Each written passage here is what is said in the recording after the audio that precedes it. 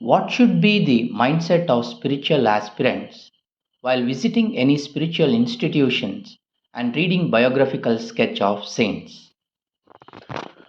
Yes, when we hear about an ashram and its founder saint, and when we get an inner urge to know more about him and his teachings, visiting his ashram or reading his biography will surely help us.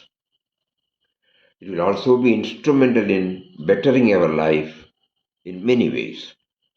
When we start pondering over the biographical sketch of a master, we realize that much like us, he too passed through ups and downs in his life, though the situations may vary. This manana, contemplation, will help us understand how he was able to plunge into his sadhana and transform his life from the individual to a wider circle, universal, which in turn made him the source of inspiration to many, many people. As we keep on probing deeper and deeper into the life of a spiritually evolved person, some of the thought patterns that we observe while studying his life and teaching will gradually influence us deeply. And we will also try to live up to them. Initially, we may fail or we may forget because of our age old habits. However, persistence and perseverance will help us in our efforts. Whenever we don't get the results we expect, we can approach them if they are in the body, or some other saints or spiritually evolved person who can throw some light on the matter and receive the necessary instructions. Normally, in our case, when we observe ourselves, we find we react to events and individuals from the surface level, meaning the me and mind level. But in the saint's case, we realize they go a little more deeper. That means to the source of every thought, word, and deed. And this enabled them to realize that there is another element, another factor, which is the root cause of everything. This attitude of seeing the origin or the substratum or the root as the cause for everything made it possible for them to witness everything dispassionately and thus abide in peace, serenity, tranquility. Besides, as the source of all is one, it becomes their second nature to see the divine in all events and individuals, leading to the expansion of the love circle.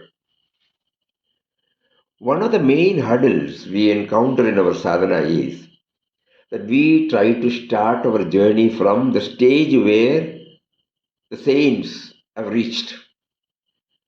However, if we try to tally our experience with his experience in the beginning of his journey, we will slowly be able to align ourselves with his thoughts and experiences. Then there will be a subliminal or conscious effort on our part to integrate his teachings with our life. But at the same time, there is one problem. If we start from where he had ended his quest, we will not reach anywhere. Another aspect we need to keep in mind while pursuing our sadhana is that the saint whom we revere has brought out the inherent potentiality not by copying or following anybody, but by probing deep within and devising the path suitable for themselves. Similarly, a stage should come to us in our spiritual journey when we will also get the same push from within to formulate our own path. Through trial and error, we will develop a method which is suitable for our spiritual temperament and inclination. This is how spiritual evolution takes place. To derive the fullest benefits of our association with such saints, we have to keep a couple of things in mind. First and foremost, we need to know the vision and ideal of the saint, which attracted us towards him. Secondly, we need to know the methodology they adopted in their sadhana, and have the needed perseverance, patience, steadfastness that they had towards the goal. This cannot come to us overnight, nor should we imitate the saint. Our commitment to the ideal, epitomized by the saints, will guide us from stage to stage till we attain the goal. So, our prayer is to get ourselves stabilized in the ideal the saint represents. Hariom.